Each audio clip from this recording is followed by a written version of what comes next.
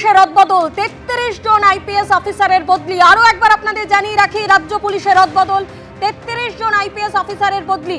ADG CID পদ থেকে সরানো হলো সুপ্রতিম সরকারকে। এছাড়াও বিধাননগরের সিপি ত্রিপুরারি অথর্ব, তাকেও পরিবর্তন করা হলো। আরো বিস্তারিত জানতে আমাদের প্রতিনিধি ময়ূক ঠাকুর চক্রবর্তী আমাদের সঙ্গে রয়েছেন। ময়ূক, একদিকে এডিজি সিআইডি, অন্যদিকে বিধাননগরের সিপি, একাধিক জায়গায় এই আইপিএস অফিসারদের তাদের বদলি হলো, ঠিক কি জানতে পারছো? দেখো, একদমই প্রায় 33 জন আইপিএস অফিসার তাদের বদলি হয়ে গেছে। তার মধ্যে এডিজি সিআইডি রয়েছেন সুপ্রতিম সরকার। সিআইডি এটা একটা অত্যন্ত গুরুত্বপূর্ণ পোস্ট। স্বর্ণালী এডিজি সিআইডি মানে রাজ্য গোয়েন্দা পুলিশ, অর্থাৎ তার যে চিফ, সেই পদে ছিলেন সুপ্রতিম সরকার। কিন্তু আজকের যে নোটিফিকেশন, তাতে দেখতে পাওয়া যাচ্ছে যে সুপ্রতিম সরকারকে ওখান থেকে সরিয়ে অপেক্ষাকৃত কম গুরুত্বপূর্ণ এডিজি টেলিকমিউনিকেশন এই পদে পাঠানো হয়েছে। এর পাশাপাশি আইপিএস অফিসার ত্রিপুরারি অথর্ব, এই আইপিএস অফিসার বিধাননগরের পুলিশ কমিশনার পদে ছিলেন। সেই বিধাননগরের পুলিশ কমিশনার পদ থেকে ত্রিপুরারি অথর্বকে সরানো হয়েছে। বিধাননগরের নতুন পুলিশ কমিশনার হচ্ছেন অমিত কুমার রাঠোর। এই অমিত কুমার রাঠোর ডিআইজি রায়গঞ্জ রেঞ্জ ছিলেন। এর পাশাপাশি আরো বেশ কিছু আইপিএস অফিসারদের বদলি হয়েছে, যার মধ্যে কলকাতা পুলিশেও ডিসি এসটিএফ তিনি নতুন এসেছেন, এবং রাজ্য পুলিশের ক্ষেত্রে জেলাতেও চেঞ্জ হয়েছে। প্রতীক্ষা ঝাড়কারিয়া এই আইপিএস অফিসার এতদিন দার্জিলিং এর পুলিশ সুপার পদে ছিলেন। এই লেডি আইপিএস অফিসারকেও দার্জিলিং এর এসপি পদ থেকে সরানো হয়েছে। দার্জিলিং এর নতুন পুলিশ সুপার হচ্ছেন জগন্নাথ রাও শ্রীকান্ত। এই জগন্নাথ রাও শ্রীকান্ত কলকাতা পুলিশের একাধিক গুরুত্বপূর্ণ জায়গায় সামলেছেন। তিনি কলকাতা পুলিশের ডিসি ট্রাফিক ছিলেন, ডিসি ট্রাফিকের পাশাপাশি ডিসি সেন্ট্রাল ডিভিশন ছিলেন। এরপর আজকের নোটিফিকেশনে দেখা যাচ্ছে যে জগন্নাথ রাও শ্রীকান্ত, তাকে দার্জিলিং এর পুলিশ সুপার করা হলো। এবং তার পাশাপাশি মনীষ যোশী, এই মনীষ যোশী আইপিএস অফিসার, যিনি আগে বিধাননগর কমিশনারেটের ডেপুটি কমিশনার ছিলেন, এরপরে পরবর্তী ক্ষেত্রে কলকাতা পুলিশেও তিনি আসেন। এই মনীষ যোশীকে একটা জেলা দেওয়া হলো, এবং এটাও খুব গুরুত্বপূর্ণ জেলা, উত্তরবঙ্গের কোচবিহার জেলার নতুন পুলিশ সুপার এসপি হচ্ছেন আইপিএস অফিসার মনীষ যোশী, যিনি এর আগে বিধাননগর কমিশনারেট এবং কলকাতা পুলিশে ডেপুটি কমিশনার পদে ছিলেন।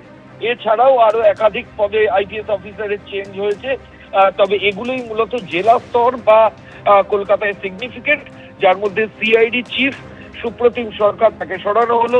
দার্জিলিং এর নতুন পুলিশ সুপার হচ্ছেন জগন্নাথ রাও শ্রীকান্ত। বিধাননগর কমিশনারেটের নতুন সিপি বিধাননগর হচ্ছেন অমিত কুমার রাঠোর। ত্রিপুরারি অথর্ব, যিনি ছিলেন, তাকে অপেক্ষাকৃত কম গুরুত্বপূর্ণ জায়গায় সরানো হলো, এবং কোচবিহার জেলার এসপি করা হলো হচ্ছে মনীষ যোশী, যিনি কলকাতা পুলিশ এবং বিধাননগর কমিশনারেটে ডেপুটি কমিশনার পদে ছিলেন। মোট 33 জন আইপিএস অফিসারের বদলির নোটিফিকেশন কিছুক্ষণ আগে নবান্নের তরফ থেকে জারি করা হয়েছে। ধন্যবাদ ময়ূক। যে খবরের দিকে আমাদের নজর রয়েছে, রাজ্য পুলিশের রদবদল, 33 জন আইপিএস অফিসারের বদলি। এডিজি সিআইডি পদ থেকে সরানো হলো সুপ্রতিম সরকারকে, পাঠানো হলো অপেক্ষাকৃত কম গুরুত্বপূর্ণ পদ এডিজি টেলিকমে। সরানো হলো বিধাননগরের সিপি ত্রিপুরারি অথর্বকে, বিধাননগরের নতুন সিপি অমিত কুমার রাঠোর, কোচবিহারের নতুন সিপি মনীষ যোশী, এবং অন্যদিকে দার্জিলিং এর নতুন এসপি জগন্নাথ রাও শ্রীকান্ত। একই সঙ্গে একাধিক জায়গায়, যেমন আপনাদেরকে জানাচ্ছিলাম, এডিজি সিআইডির পদ থেকে সরানো হলো সুপ্রতিম সরকারকে, পাঠানো হলো অপেক্ষাকৃত কম গুরুত্বপূর্ণ পদ এডিজি টেলিকমে। অন্যদিকে সরানো হলো বিধাননগরের সিপি ত্রিপুরারি অথর্বকে, তার জায়গায় নতুন সিপি হলেন অমিত কুমার রাঠোর। আর অন্যদিকে কোচবিহারের নতুন এসপি মনীষ যোশী, দার্জিলিং এর নতুন এসপি হলেন জগন্নাথ রাও শ্রীকান্ত।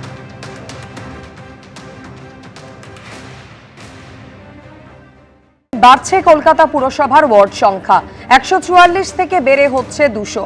আগেই সরকারি বিজ্ঞপ্তি প্রকাশ করা হয়েছিল, আর এবার ওয়ার্ড পুনর্বিন্যাসে গঠিত হলো কমিটি। কলকাতা পুরসভার ওয়ার্ড সংখ্যা আগে যেখানে ছিল 144, তা বেড়ে হবে এবার 200। সরকারি বিজ্ঞপ্তি আগেই প্রকাশ করা হয়েছিল, আর এবার ওয়ার্ড পুনর্বিন্যাসে গঠিত করা হয়েছে দুটি কমিটি। দুটি পৃথক কমিটির একটি কেন্দ্রীয় স্তরে কাজ করবে, আর অন্যটি বড় ভিত্তিক কমিটি গড়ে দিয়েছেন পুর প্রশাসক স্মিতা পান্ডে। এলাকায় ঘুরে তথ্য সংগ্রহ করবেন আধিকারিকরা। এক একটি ওয়ার্ডের ভোটার সংখ্যা হবে 16 থেকে 18,000 মানুষ।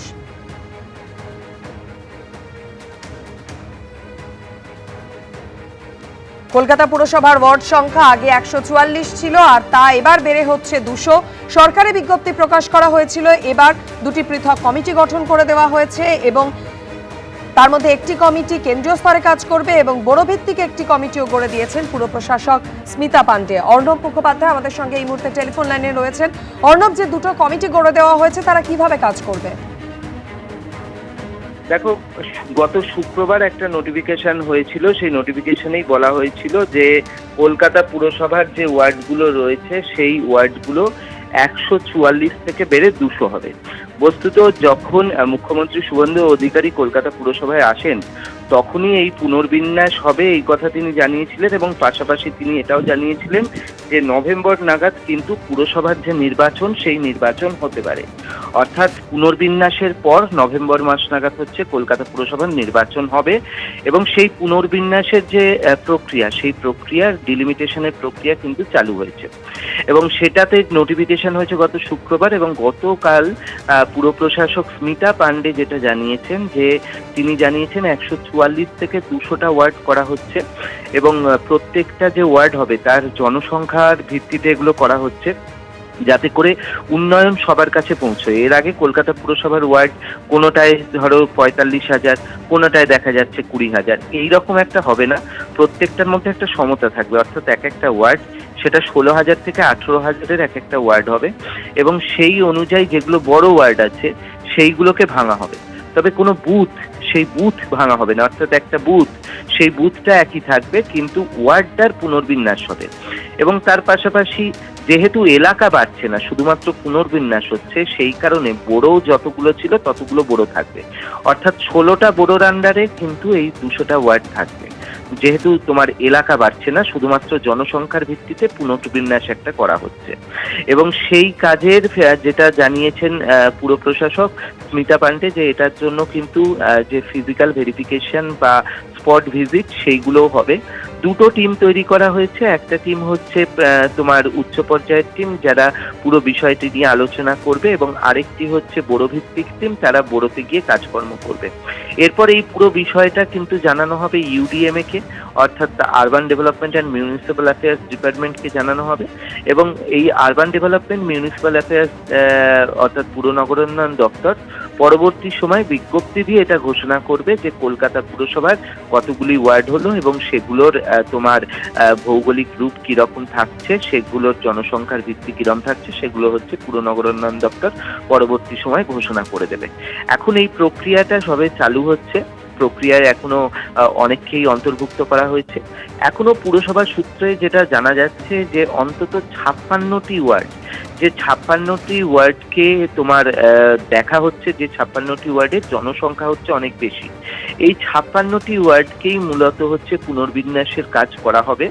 আরও ইনপুট আসবে, অর্থাৎ বিভিন্ন ডিপার্টমেন্টের সাহায্য নেওয়া হচ্ছে, যে ডিপার্টমেন্টের সমস্ত আধিকারিকদের সাহায্য নেওয়া হচ্ছে। অর্থাৎ যেরকম ধরো যে একটা ডিপার্টমেন্ট, যে মিউটেশন ডিপার্টমেন্ট হোক, বিল্ডিং ডিপার্টমেন্ট হোক, তাদের আধিকারিকরা জানেন যে একটা ওয়ার্ড ঠিক কতটা বড়, বা একটা ভেক্টর কন্ট্রোল, তাদের আধিকারিকরা জানেন যে একটা ওয়ার্ড ঠিক কত বড়। এই আধিকারিকদের নিয়ে একটা টিম গঠন করা হয়েছে যারা সাজেশন দিচ্ছেন যে এই ওয়ার্ডটাকে ছোট করা যেতে পারে বা ওই ওয়ার্ডটাকে ছোট করা যেতে পারে এবং তার উপরেই ভিত্তি করে এরকম এই যে পুনর্বিন্যাস, সেই পুনর্বিন্যাস হবে এবং পুনর্বিন্যাসের কাজ শেষ হলে যেমনটা এখনো অব্দি সূত্রের খবর যে নভেম্বর নাগাদ কিন্তু কলকাতা পুরসভার, এটা পুরোটাই কলকাতা পুরসভার ক্ষেত্রে কলকাতা পুরসভার নির্বাচন হতে পারে। ধন্যবাদ অর্ণব।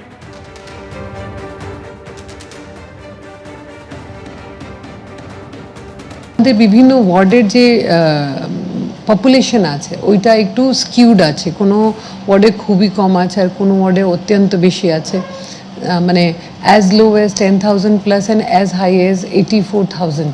তো এইটাকে স্ট্রিমলাইন করার জন্য একটা এক্সারসাইজ নেওয়া হয়েছে, একটা ডিলিমিটেশন এক্সারসাইজ নেওয়া হয়েছে। 144 ওয়ার্ড থেকে বেড়ে আমরা 200 ওয়ার্ডের দিকে চলে যাচ্ছি। এটার জন্য, এটাকে স্মুথলি করার জন্য আমরা একটা সেন্ট্রাল মানে কর্পোরেশন হেডকোয়ার্টার লেভেল একটা কমিটি বানিয়েছি এবং একটা বড়ো লেভেল কমিটি বানানো হয়েছে প্রত্যেক বড়োতে। এবং আমরা যেটা করব এটাতে স্টেট গভর্নমেন্ট আমাদেরকে নির্দেশ দিয়েছে যে ড্রাফট পাবলিকেশন 31 জুলাইতে হবে। তার আগে আমাদেরকে আমরা এই প্রিপারেশন অফ নোশনাল ওয়ার্ডস করব, ফিল্ড সার্ভে করব। ফিল্ড সার্ভে করার পরে আমরা সার্ভে শিটসগুলোকে চেক করে ভ্যালিডেট করে মূলত আমরা দেখব যে যেন কেএমসি যে এলাকা আছে সেটা শিডিউল 1 অনুযায়ী আমরা চেঞ্জ করতে পারি না। So in the delimitation, the area of KMC remains the same. It is only the wards which are getting changed. Second, আমরা কোনো পার্ট মানে বুথ আমরা ডিভাইড করতে পারি না। সো বুথটাকেও সেইভাবে রেখে আমাদেরকে কাজ করতে হবে। পুরো টিমগুলো এসে আমাদেরকে রিপোর্ট দেবে, আর সেন্ট্রাল ডিলিমিটেশন কমিটিকে ওইগুলো জমা পড়বে, সেন্ট্রাল ডিলিমিটেশন কমিটি ওটাকে দেখবে। আর কলকাতা পুরসভায় এই ডিলিমিটেশন প্রক্রিয়া নিয়ে কি বলেছেন পুর ও নগরোন্নয়ন মন্ত্রী অগ্নিমিত্রা পাল, দেখাবো। ডিলিমিটেশনের যে বিষয়টা খতিয়ে দেখা হচ্ছে এটা অনেক লং প্রসেস। কত কি পপুলেশন আছে না আছে সেই সব দেখে এটা সাইন্টিফিক প্রসেস, সেই হিসেবে হবে। এটা এত তাড়াতাড়ি এরকম ভাবে করা যাবে না, করা যায় না কখনো। আর এবার আপনাদের দেখাবো গত মাসে কলকাতা পুরসভার একটি অনুষ্ঠানে যোগ দিয়ে এই প্রসঙ্গে কি বলেছিলেন মুখ্যমন্ত্রী। যেহেতু একটি অচল অবস্থার সৃষ্টি হওয়ার পরে মাননীয় বিদায়ী মেয়র পদত্যাগ করার পরে পৌরসভায় আমরা নিয়ম মেনে আইন মেনে 3 দিনের মধ্যে নির্বাচিত বোর্ড করার আবেদন করেছিলাম। যারা সংখ্যাগরিষ্ঠ দল ছিলেন তারা সে কাজ করতে পারেননি।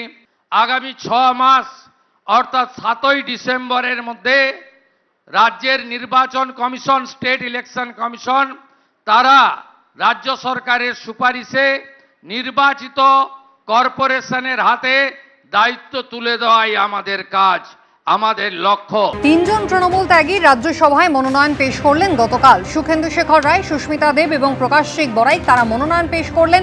মনোনয়ন পেশের সময় উপস্থিত ছিলেন মুখ্যমন্ত্রী এবং বিজেপি রাজ্য সভাপতি। তাৎপর্যপূর্ণভাবে মনোনয়ন পেশে উপস্থিত ছিলেন মুখ্যমন্ত্রী সহ গোটা মন্ত্রিসভা। মনোনয়ন পেশের আগেই উপস্থিত হয়েছিলেন বিজেপি রাজ্য সভাপতি শ্রমিক ভট্টাচার্য। সকলকে নিয়ে বৈঠক করায় মনে হয়েছে পরিবারের মধ্যে রয়েছেন, এমনটাই প্রতিক্রিয়া দিয়েছেন সুস্মিতা দেব। বর্তমান সমীকরণে সুখেন্দু শেখর রায়দের ফের রাজ্যসভার সাংসদ হওয়ার শুধু সময়ের অপেক্ষা। যদি কেউ কন্টেস্ট না করেন সেক্ষেত্রে শুক্রবারই তারা সার্টিফিকেট পেয়ে যাবেন।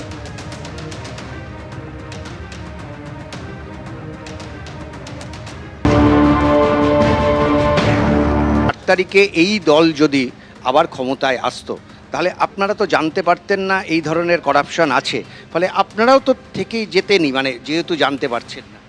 বাট অবভিয়াস আমি নিজেকে বুঝাতে পারছি না যে একজন ভয়েস রেকর্ডিং দিবে না কেন, সুমিত রায় কে পাওয়া যাচ্ছে না কেন, এগুলো তো সব 4 তারিখের পরের ইনসিডেন্ট বলছি তো। সো আমারও তো একটা বিবেক আছে।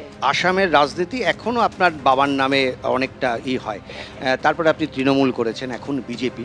এই 3টে দলের মধ্যে আপনার সবচাইতে কাকে ভাল লাগে?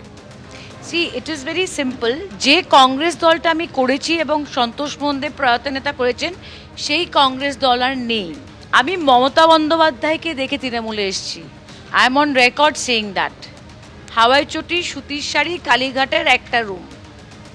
4 তারিখের পরে হেলিকপ্টার থেকে প্লেন থেকে কি সো দ্য কোয়েশ্চেন ইজ কাকে আমি পছন্দ করি, এই প্রশ্নটা এখন প্রাসঙ্গিক নয়। এখন প্রশ্নটা হলো that prime minister is Narendra Modi. অর্থাৎ জটিলতার কিন্তু থেকেই গেল। রাজনৈতিক মহল একাধিক প্রশ্ন তুলছে। যদিও তৃণমূল কংগ্রেস ত্যাগ করেছিলেন এই 3 জন আগেই, শুধু তৃণমূল কংগ্রেস নয়, একেবারে রাজ্যসভার সাংসদ পদ থেকে ইস্তফা দিয়েছিলেন। তৃণমূল কংগ্রেসের রাজ্যসভার সাংসদ পদ থেকে ইস্তফা দিয়েছিলেন সুখেন্দু শেখর রায়, সুস্মিতা দেব এবং প্রকাশিক বড়াইক। মাত্র 96 ঘন্টার মধ্যে রাজ্যসভার সদস্য পদ এরা ত্যাগ করেছিলেন। এরপর এরা আনুষ্ঠানিকভাবে প্রথমে বিজেপিতে যোগদান করেন। বিজেপি রাজ্য সভাপতির হাত থেকে দলীয় পতাকা নেন এবং তার মাত্র কয়েক ঘন্টার মধ্যেই বিজেপি এদের নিজেদের ছেড়ে যাওয়া আসনেই কিন্তু বিজেপির প্রতীকে এদেরকে প্রার্থী করে গতকাল নিজেদের মনোনয়ন এরা পেশ করেন।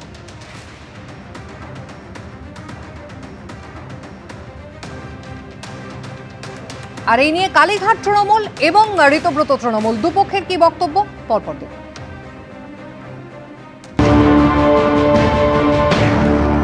কিছু খুব ভালো হয়েছে। এখন আমি খালি একটাই প্লিজ উপদেশ দেব যে এত এত তাড়াতাড়ি বোধোদয় যখন হলো রেজাল্টের পরে, তখন আপনি বিজেপিতে থেকে থেকে আসুন, আপনারও আসামে, আপনি তো আসামে থাকছেন, আসামেও তত তাড়াতাড়ি আপনার বোধোদয় হবে আশা করি।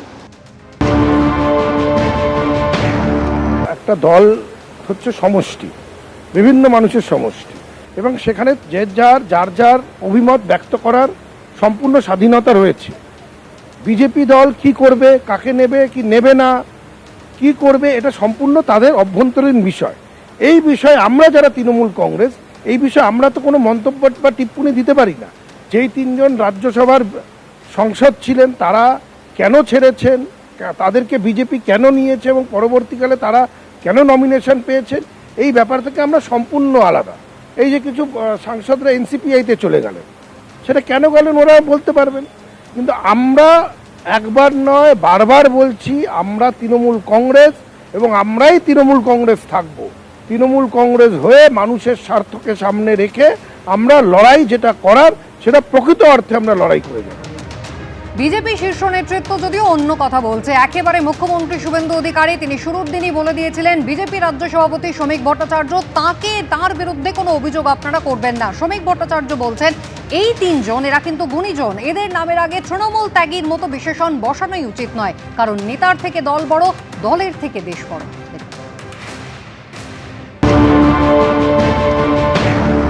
বিজেপি তৃণমূলীকরণ হবে না।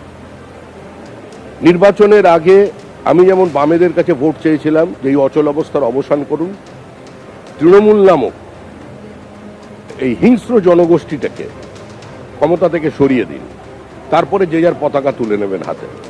তেমন তৃণমূলের উদ্দেশ্যেও বলেছিলাম যারা চাকরি বিক্রি করেননি, চাকরি কেনেননি, সিন্ডিকেটে অংশগ্রহণ করেননি, নিরাপরাধ মানুষকে রক্তাক্ত করে দেননি, যারা গণতান্ত্রিক ব্যবস্থাকে লুঠে বা মানুষের অধিকারগুলোকে বাজেয়াপ্ত করাতে অংশগ্রহণ করেননি, যারা বিপরীত পরিস্থিতিতে থেকে নিজেদের ঘাম রক্ত দিয়ে অপ্রাসঙ্গিক মমতা বন্দ্যোপাধ্যায়ের নাম দেওয়ালে লিখে থেকে প্রাসঙ্গিক রেখেছিলেন, তারা নিশ্চয়ই এই তৃণমূলের জন্য লড়াই করেননি। তৃণমূল হচ্ছে কুচকুচে সাদা আর ধবধবে কালো।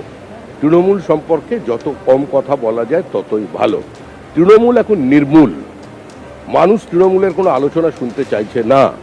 বিজেপির জন্য তৃণমূলের দরজা বন্ধ, কিন্তু একই সঙ্গে মনে রাখতে হবে নেতার থেকে দল বড়, দলের চেয়ে দেশ বড়। বিজেপি ক্রমাগত কলেবরে বাড়ছে। প্রধানমন্ত্রীর স্বপ্ন সফল করার জন্য 2/3 সংখ্যাগরিষ্ঠতা সংসদের উভয় কক্ষেই তাঁদের প্রয়োজন। আর তৃণমূলের প্রাক্তনী তো তাঁদের এখনকার মুখ্যমন্ত্রী, এমনটাই মন্তব্য করছেন রাজ্যের পঞ্চায়েত মন্ত্রী। আপনার পার্টি থেকে বারবার বলা হচ্ছে যে তৃণমূলকে নেব না, এক্ষেত্রে কি বলবেন? তৃণমূলের প্রাক্তনী আমাদের মুখ্যমন্ত্রী আছে, আমাদের পার্টির বিধানসভার নেতা, বাংলার মুখ্যমন্ত্রী। যোগ্যতা স্বচ্ছতা পার্টি নেবে, এটা কোনো পার্টির সংবিধানে লেখা নেই কাউকে নেব কি নেব না। ভারতবর্ষে বিজেপি আজ বেড়েছে, বিভিন্ন দলের যোগ্য লোকেদের নিয়েছে, তারা স্বেচ্ছায় আজকে বিজেপিতে এসেছেন। আমাদেরও রাজ্যসভাতে মেজরিটির দরকার আছে যাতে মাননীয় প্রধানমন্ত্রী হাত খুলে কাজ করতে পারেন, আর পার্টি তাকে স্বীকৃতি দিয়েছে, তারা নিজের পদেই যাবেন, খালি আমাদের আসনে বসবেন। এবিপি আনন্দ, এগিয়ে থাকে, এগিয়ে রাখে।